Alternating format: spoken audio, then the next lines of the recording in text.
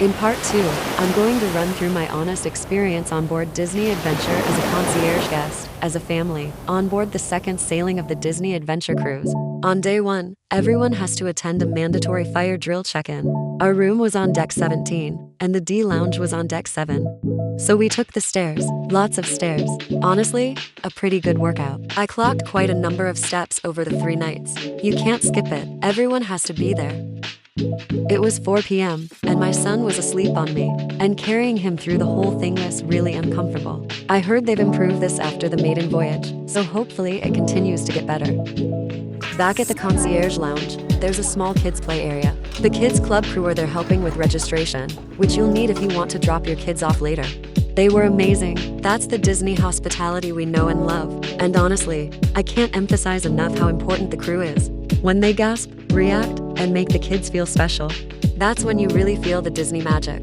The performances on board are world class, but we couldn't film anything in the theater, so you'll just have to take my word for it. One of our favorite areas was the San Francisco street area inspired by the movie Big Hero 6. And Baymax himself was one of the best character interactions. But again, you have to queue with everyone else for meet and greets. FYI, no concierge priority.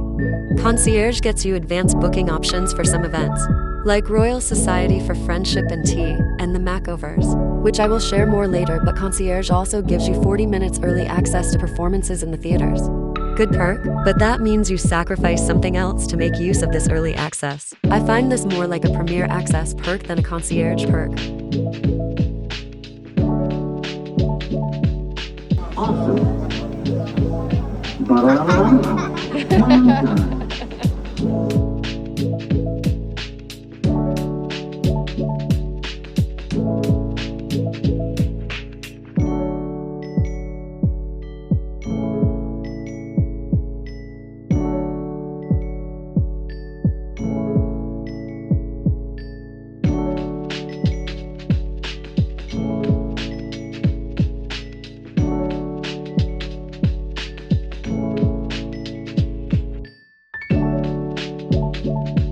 The theaters were empty when we watched Hoppers, an absolute delight. However, when we tried to squeeze Zootopia 2 in our schedule, we ran out of luck. Standing room only. Now on to discussions on the dinners on board. Based on our research, concierge gets you great seats during dinner for performances. Not us. There was also only a performance on the first night of dinner, which differed to what we researched about other Disney cruises.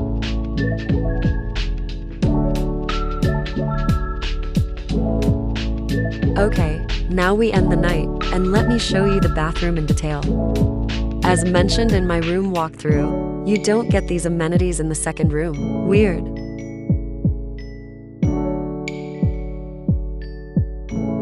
So here's the inside of the shower. Not bad. But what is this?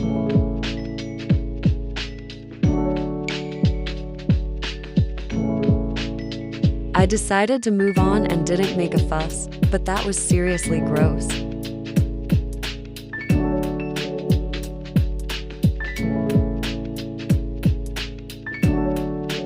Seems I can't move on. This is so gross.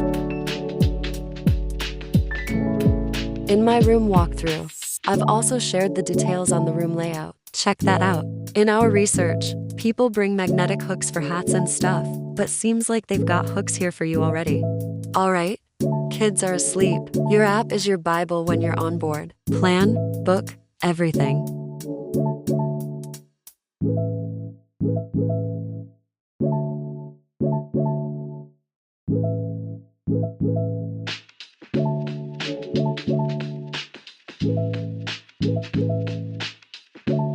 Okay, now on to the makeover and friendship tea stuff.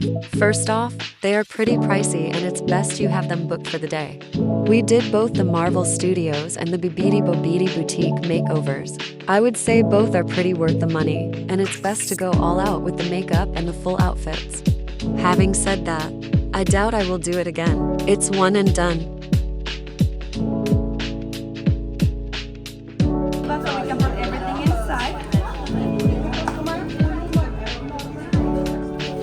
You have your own Marvel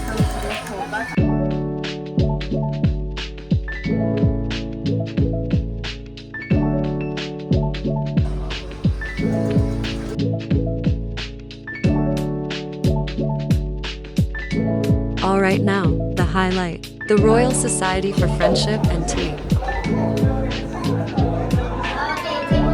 43.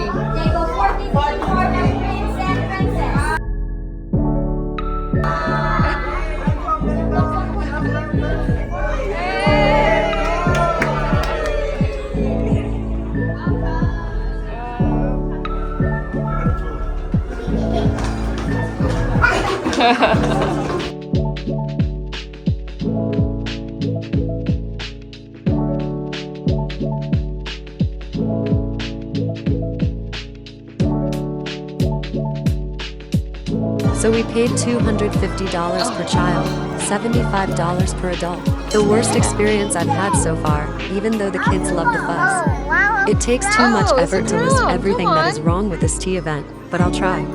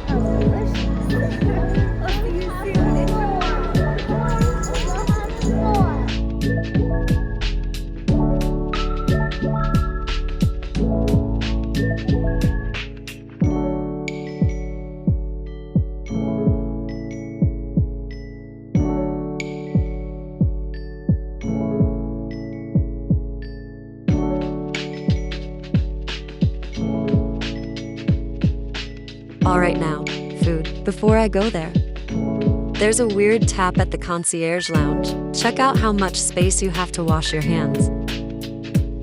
Even my daughter commented, the tap is so weird. Okay, my favorite dinner restaurant across all. I didn't get to eat at the Navigators Club for the dinner places though. We were assigned restaurants to eat at for dinner, but you are on your own for lunch. Yup, queues galore. And for some reason, the food was just not on par with dinner.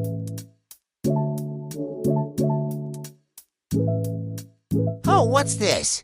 We came back to a laid-out sofa bed, which we didn't ask for. As it was late, we had to resolve it before we come back again for the night.